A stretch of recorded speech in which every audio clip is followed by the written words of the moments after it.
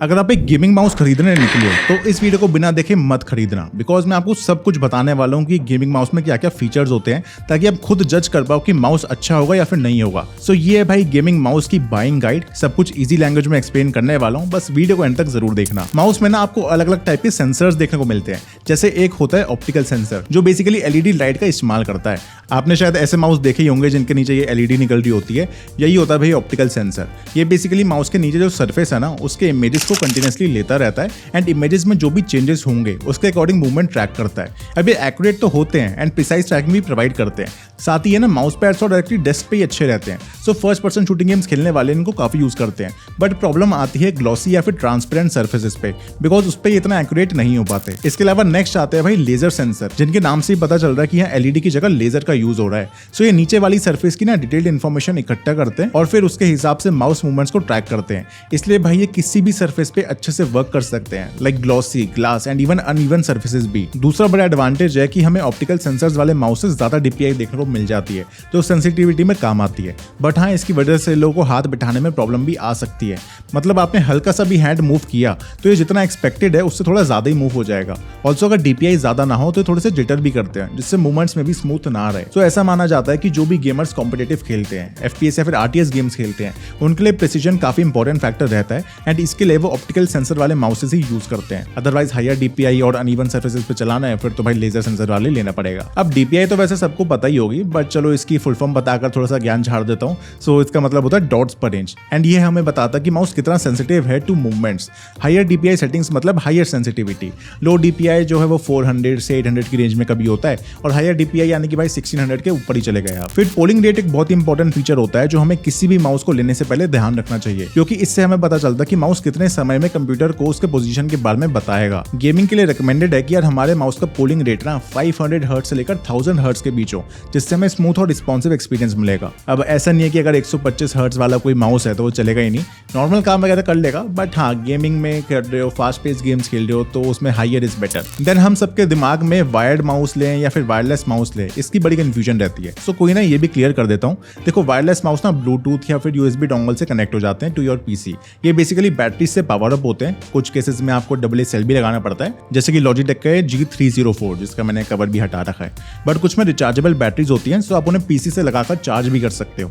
अब वायरलेस का सबसे बड़ा फायदा तो यही है कि भाई मैं वायर में ना उलझा नहीं रहना चाहता। माउस मैं जहां रखूंगा वहां से खेल सकता हूं। ऐसा नहीं है कि भाई माउस घुमाने के चक्कर में उसकी वायर फंस रही है या कोई और सामान रखा हुआ है टेबल पे तो उसके चक्कर में अटक रही है। साथ ही भाई वायर्स को देखकर ना मिनिमलिज्म नहीं आती। अगर आप एक गेमिंग सेटअप बनाने की कोशिश कर रहे हो तो लगता है कि वायर्स ना कम से कम दिखें, बिल्कुल क्लीन एंड प्रोफेशनल सेटअप लगे अपना।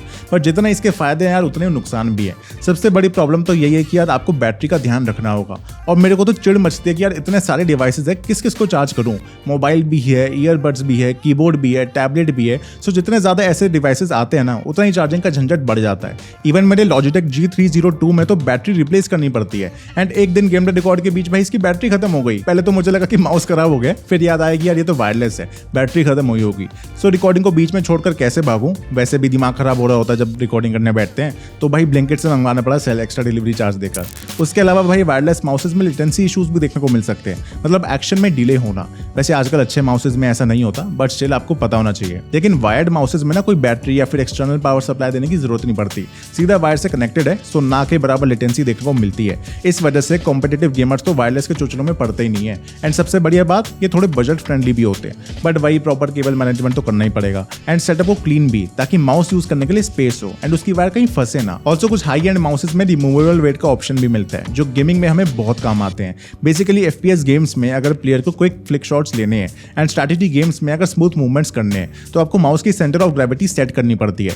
इसके लिए मेटल पीसेज या फिर प्लास्टिक पीसेज आते हैं माउस के साथ, जो माउस में डल जाते हैं। ऑल्सो एक टिप, अगर कोई फास्ट पेस गेम खेल रहे हो ना, तो माउस के राइट साइड में वेट लगा दो, उससे आप ना काफी एक्यूरेटली एम एंड मूव कर सकते हो। अब left click, right click and scroll wheel button तो कॉमन ही है, बट गेमिंग माउसेज में हमें और भी बहुत सारे बटन देखने को मिलते हैं जो कि फुली कस्टमाइजेबल होते हैं। लाइक आप लिटरली माउस का कोई भी बटन पीक एंड फायर के लिए लगा सकते हो, तो आपको कीबोर्ड की जरूरत ही नहीं पड़ेगी। ये करने के लिए ना आपको कुछ सॉफ्टवेयर की भी जरूरत होती है, जो वैसे तो माउस बनाने वाली कंपनी देती है। एडिशनली कुछ बटन से ना आप डीपीआई सेटिंग्स भी चेंज कर सकते हो एंड आरजीबी भी एडजस्ट कर सकते हो। वैसे ये कस्टमाइजेबल बटन्स वाली बात बहुत पुरानी है, मतलब आजकल से बहुत पहले से चल रही है एंड जो भी सस्ते सस्ते गेमिंग माउसेज में आपको मिल जाते हैं, तो कोई टेंशन की बात नहीं है। फिर भाई माउस यूज करते समय ग्रिप एक बहुत ज्यादा इंपॉर्टेंट फैक्टर फैक्टर होता है। एंड बेसिकली 3 टाइप से ग्रिप्स होते हैं। एक होती है पाम ग्रिप जो कि भाई माउसेस पे पूरा अपना हाथ रेस्ट करने पे मिलती है, एंड आप देख भी रहे होगे कैसी लगती है ये। एंड अगर आपका ये ग्रिप टाइप है ना तो आपको लार्ज माउसेस ही बाय करने चाहिए। पर्सनली मैं तो बड़े माउसेस ही खरीदता हूँ बिकॉज मेरे हाथ भाई वैसे ही इतने बड़े हैं जिसकी वजह से लॉन्ग यूसेज में भाई बहुत पेन होता है। इसलिए मैं तो रिकमेंड करूंगा कि अगर ऑफलाइन शॉप से जाकर एक बार ट्राई कर सको ना माउस को तो बेटर है। मैंने एक बार लॉजिटेक का वो M331 खरीद लिया था, एंड भाई वो इतना छोटा माउस है कि उसे ऐसे यूज करना पड़ता था। इसे हम ना क्लॉ ग्रिप कहते हैं, मतलब कि फिंगर टिप्स एंड पाम का कुछ हिस्सा भी माउस पे रहता है। वैसे माउस थोड़े हल्के भी होते हैं, सो अगर आपको सूट करे तो ले सकते हो। देन होती है भाई फिंगर टिप ग्रिप, जहां बंदे बस अपने फिंगर टिप्स ही माउस पे रखते हैं एंड हथेली का कोई कॉन्टैक्ट नहीं होता। तो यार ये थे कुछ इंपॉर्टेंट की पॉइंट्स जो आपको किसी भी गेमिंग माउस को लेने से पहले कंसिडर करने चाहिए। अगर आपको ऐसे कीबोर्ड की बाइंग गाइड देखनी है तो लेफ्ट में मिल जाएगी। ये वाली वीडियो अगर आपको अच्छी लगी है तो यार वीडियो को लाइक कर दो, एंड अगर कोई भी डाउट हो तो कमेंट्स में पूछ सकते हो, अपनी कम्युनिटी के लोग हेल्प करेंगे। बाकी मैं मिलता हूँ यार आपसे अगली वीडियो में, तब तक ले भाई टाटा बाय बाय।